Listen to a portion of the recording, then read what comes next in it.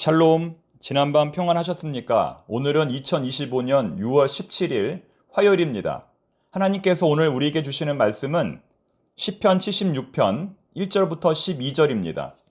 가난한 자를 구원하시는 하나님, 가난한 자를 구원하시는 하나님이라는 제목으로 주의 말씀 증거하겠습니다. 지난주일 설교에서 하나님의 영역, 신적 수동태에 대해서 말씀을 드렸습니다.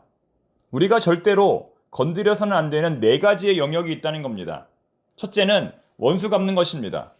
사랑하는 자들아, 너희가 친히 원수를 갚지 말고 하나님의 진노하심에 맡기라. 원수 갚는 것은 하나님의 영역입니다. 두 번째는 전쟁입니다. 전쟁의 승패는 하나님께 속했습니다. 우리가 아무리 열심히 준비해서 전쟁에 나갈지라도 전쟁의 승패는 하나님께서 결정하십니다. 시험도 마찬가지, 공부도 마찬가지입니다. 우리는 최선을 다할 뿐 결과는 하나님께서 인도하십니다. 세 번째는 시간입니다. 오늘은 나의 것이지만 내일은 하나님의 것입니다. 어제는 이미 지나갔고 내일은 아직 알 수 없으니 오늘 이 시간에 최선을 다하자는 것입니다. 하나님께서 점쟁이를 미워하시는 이유는 하나님의 영역인 내일에 대해서 그들이 말하기 때문입니다. 여러분, 하나님의 영역 내일에 대해서 함부로 말하지 마십시오. 네 번째는 비판입니다. 비판을 받지 아니하려거든 비판하지 말라. 물론 건전한 비판과 판단은 해야 합니다. 그러나 나의 의를 드러내기 위해 다른 사람을 정죄하고 판단한다면 하나님은 똑같은 방법으로 우리를 심판하실 것입니다. 너희가 비판하는 그 비판으로 너희가 비판을 받을 것이요 너희가 헤아리는 그 헤아림으로 너희가 헤아림을 받을 것이니라. 이렇게 4가지의 영역은 하나님의 영역임을 우리가 반드시 기억해야 할 것입니다. 오늘의 본문은 이 중에 2가지, 왜 우리가 원수 갚는 것을 하나님께 맡겨야 하는지, 왜 우리가 전쟁의 승패를 하나님께 맡겨야 하는지에 대해서 설명하고 있습니다. 왜 그럴까요? 왜 우리는 원수 갚는 것과 전쟁의 승패를 하나님께 맡겨야 할까요? 하나님은 유능하신 전쟁의 용사이기 때문입니다. 하나님은 어떠한 상황에서도 승리할 수 있는 능력자이시기 때문입니다. 하나님은 어느 날 갑자기 쳐들어온 적군들을 물리치시고 이스라엘의 왕으로 등극하십니다. 오늘의 본문 1절부터 3절은 전쟁에서 승리하신 하나님께서 이스라엘의 왕으로 등극하시는 모습을 기록하고 있습니다. 유다에서 하나님을 모르는 사람이 누구랴? 그 명성 이스라엘에서 드높다. 그의 장막이 살렘에 있고 그의 거처는 시온에 있다. 여기에서 하나님이 불화살을 꺾으시고 방패와 칼과 전쟁 무기를 꺾으셨다. 사자처럼 용맹스러운 하나님은 예루살렘의 시온산에 거하시면서 대적들의 모든 공격을 막아내십니다. 그들이 먼 거리로부터 쏜 불화살을 막아낼 뿐만 아니라 그들이 가까운 곳에서 사용하는 칼과 방패도 막아내십니다. 저들이 멀리서 공격하든 가까이에서 공격하든 모두 막아내신다는 겁니다. 이어지는 4절부터 6절의 말씀은 보다 더 구체적으로 하나님이 저들을 어떻게 진멸하셨는지를 보여줍니다. 4절에서는 이 전쟁에서 탈취한 전리품들이 산더미처럼 쌓여 있고 5절에서는 이 전쟁에 참여했다가 희생당한 패전병들의 모습이 그려져 있습니다. 그들은 지금 어떠한 상태일까요? 그들은 본래 용맹한 전사들이었지만 지금은 모든 무기를 빼앗겨 무장해제가 되었습니다. 또한 그들을 도울 만한 자들을 전혀 구하지 못하고 있습니다. 게다가 그들은 지금 잠들어 있습니다. 전쟁터에서 잔다는 것은 죽었다는 것, 영원한 잠을 잔다는 겁니다. 무슨 말입니까? 함부로 하나님께 대들었다가는 이런 꼴이 된다는 겁니다.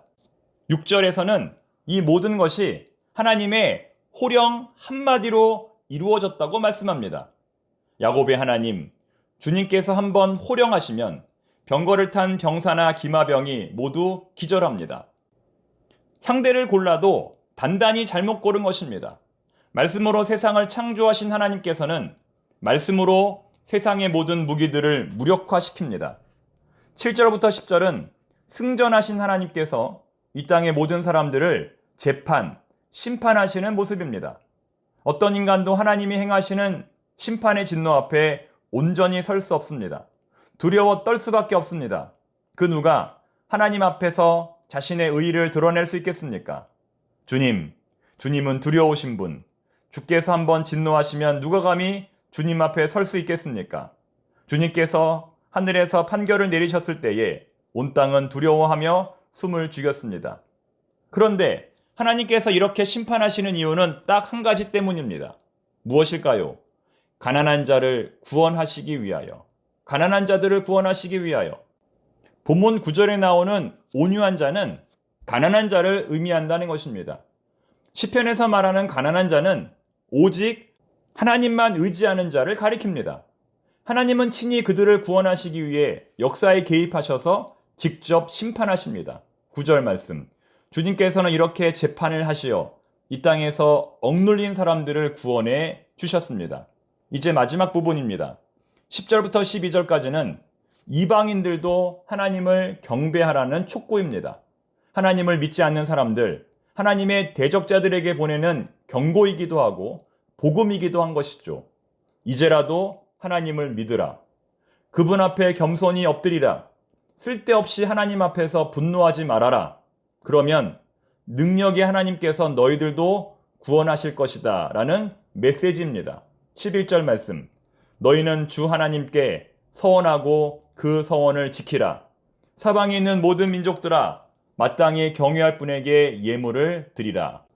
이처럼 우리가 믿는 하나님은 강력한 능력으로 전쟁에서 승리하시는 하나님, 말씀으로 세상을 통치하시는 하나님, 그리고 가난한 자를 구원하시는 하나님입니다.